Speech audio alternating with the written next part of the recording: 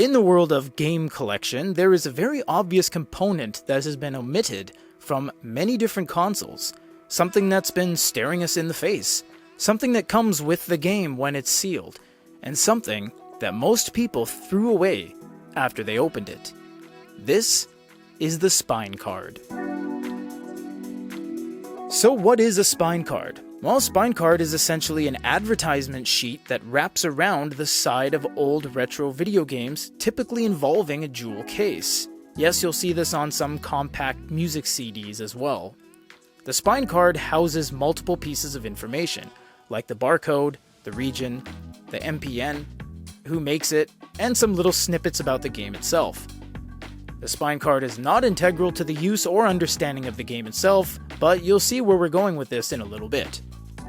The spine card is composed out of a harder cardstock of paper and is always perforated around two of the folds, almost begging you to rip it, although please don't. Let's take a couple of these games for example. Let's use Final Fantasy VII with a spine card and without.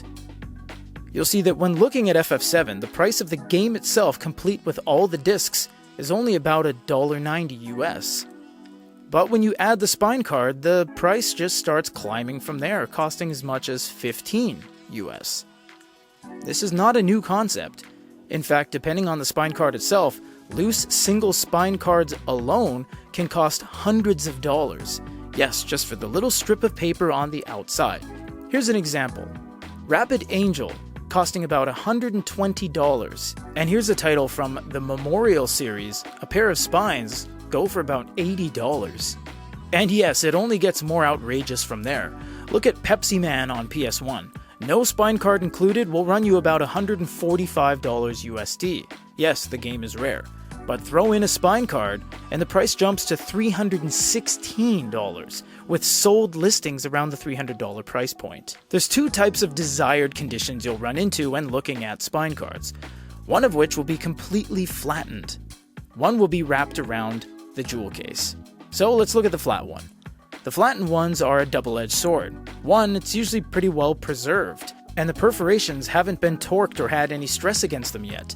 But what that means is that when you do finally wrap it around your game case, it does run the risk of breaking, as remember, we're dealing with things that are upwards of 30 years old at this point. The wrapped around spine cards are also fairly desirable, as they're typically found already preserved in that shape. They are torqued at two 90-degree angles. The problem with this is that if you do want to then flatten it yourself, you might run into breakage going the other way. Either way you swing it, you're going to run into logistical issues. So, depending on how hardcore of a collector you are, you got to keep your eyes out for these two situations. In the end, the spine card is an absolute integral piece of complete retro game collecting on various consoles like PS1, Dreamcast, Sega Saturn, Panasonic 3DO, etc. And regardless of your opinion on the ludicrousy of the prices and the overinflated costs on items that do and do not have spine cards, the objective fact remains is that spine cards themselves are incredibly important, hyper-desired, and extremely critical to the game's value. If you guys have any other questions or comments, leave it down below, and let us know what kind of spine cards you have.